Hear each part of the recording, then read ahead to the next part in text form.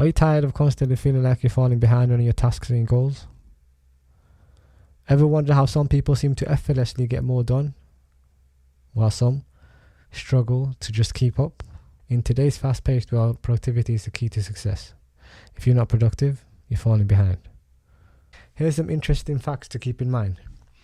According to Statistica, the average UK salary in 2002 was £20,376. Today is just above 30,000, so it's £30,316 on average. That's an increase of 23%. Let's round it up. Let's say an increase of less than 25. Okay? So it's even worse news if you wanted to buy bread. Bread has gone up by 103% from 53p to an average of £1.08. Again, bad news for chocolate fans. Mars bar 30p 2002 is now above 74p. That's an increase of 146%.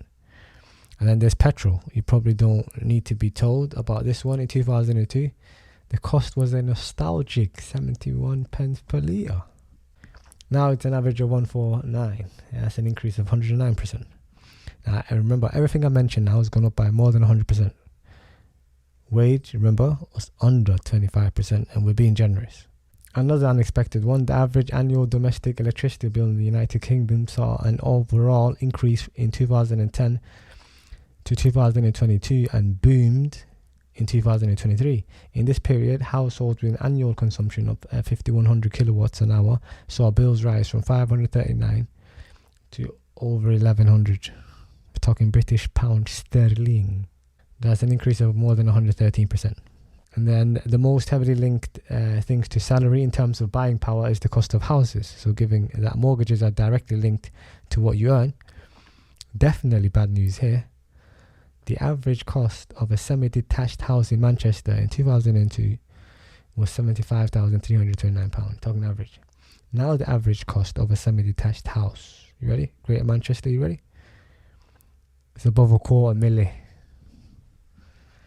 Set you back more than £250,000. That's an increase of more than 250%. And salaries over the same period of time has gone up how much? Remember? Under 25%. So where does that leave us?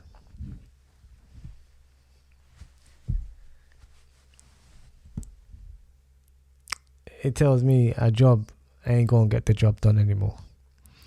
And if your own job, you'll also understand that the goalpost has been moved. If you was asleep at the wheel, it's time to wake up, kid. It's time to smell the coffee. That tells me in the area of the smartphone, it's not about working harder, but it's about working smarter. So we're going to get into that right away, alright?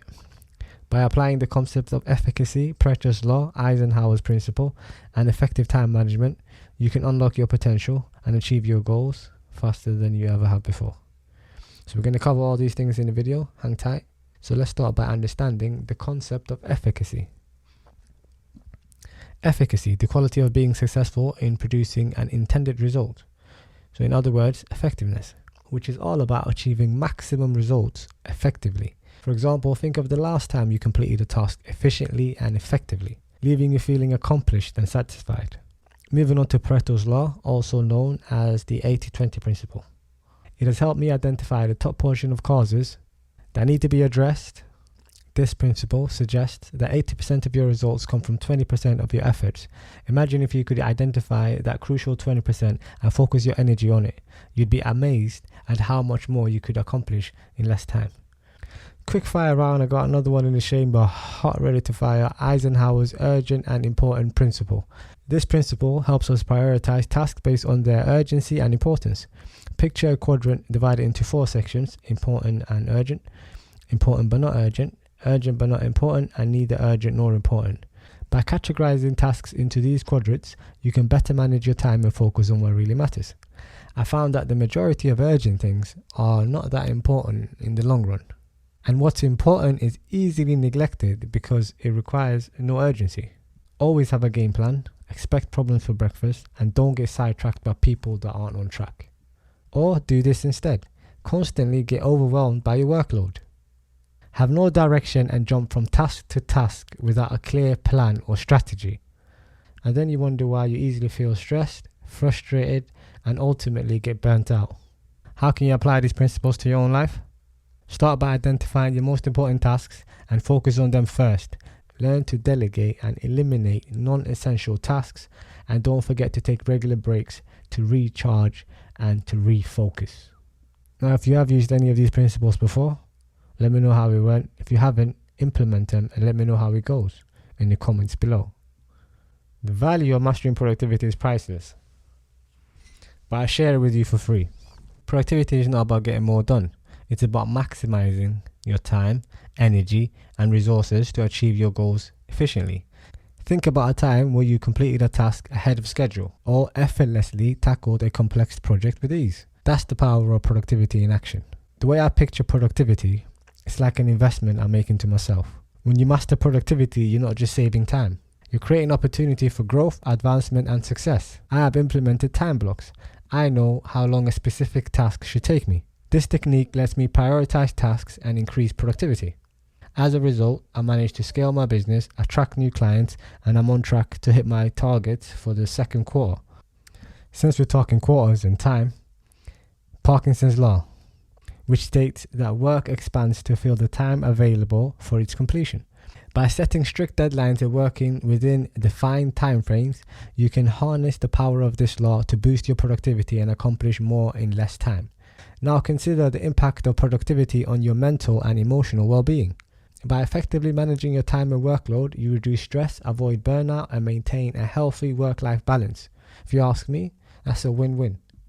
On the other side of the coin, neglecting productivity can lead to wasted opportunity, missed deadlines, and unnecessary stress. Without a structured approach to managing your time and tasks, you may find yourself constantly playing catch-up, struggling to meet expectations, and feeling overwhelmed by the demands of the modern life. Here's the caveat. Not doing your best will mess with your head. So what's the takeaways here? The value of mastering productivity extends far beyond the realm of work. It's about enhancing every aspect of your life. Start by identifying areas where you can improve your efficiency, whether it's through time management techniques, task prioritization, or delegation. Remember, investing in your productivity is an investment in your future self. Ever since I put myself in charge, everything's been covered.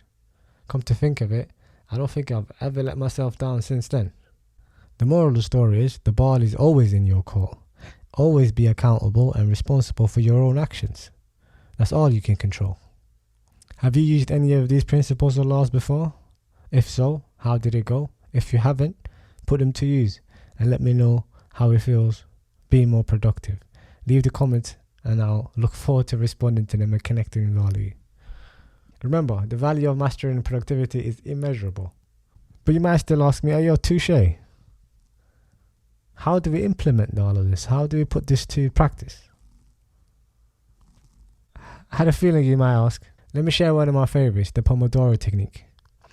This simple yet effective method involves breaking your work into short, focused intervals, typically 25 minutes, followed by a brief rest period. By working in concentrated bursts and taking regular breaks, you can maintain focus, boost productivity, and prevent burnout. I mentioned earlier, I work in time blocks. I know exactly how long a revenue generating task will take me. Underline the word revenue generating. Another game-changing productivity hack I've got in the chamber that's been battle tested is the 2-minute rule. This rule states that if a task can be completed within 2 minutes or less, I will do it immediately. By tackling small tasks right away, I prevent them from piling up and bogging down my productivity. It's a small change that yields big results. Of course, not all productivity hacks are created equal. While some may promise quick fixes and instant results, or leave you feeling more overwhelmed than before. That's why it's important to approach productivity hacks with a discerning eye and focus on strategies backed by research and real-world testing. Also bear in mind, ducks don't fly with eagles. And if you're an eagle, don't fly with ducks. Could be an altitude issue you're neglecting to notice. Moving on to the third one in the chamber. The bottom line is, when it comes to productivity, quality trumps quantity every single time. Instead of chasing after every new hack or technique or quick fix, focus on implementing proven strategies that align with your goals and preferences. Remember, it's not about doing more, it's always about doing better. And also remember, not doing your best will mess with your head. So I've got a question for you now. What productivity hacks have you tried in the past? Which ones have had the biggest impact on your workflow? Share your experiences in the comments below. As we wrap up, remember that productivity is a journey, not the destination. By leveraging the proven and tested hacks shared today, you can take meaningful steps towards reclaiming your time, maximizing your efficiency, and achieving your goals. Get out of your own way, move like your success is guaranteed, and embrace the learning mentality. I often remind myself, by doing the work, I get to improve every day. Get busy building. You want a future that's well designed. Put your Picasso cap on and start painting your canvas the way you want it to be. Life is cumulative. What you do more of, you get more of. So do your best. In order to win, you gotta expect to win. So expect the best. Dare to dream, dare to be bold. Until next time, I've been myself.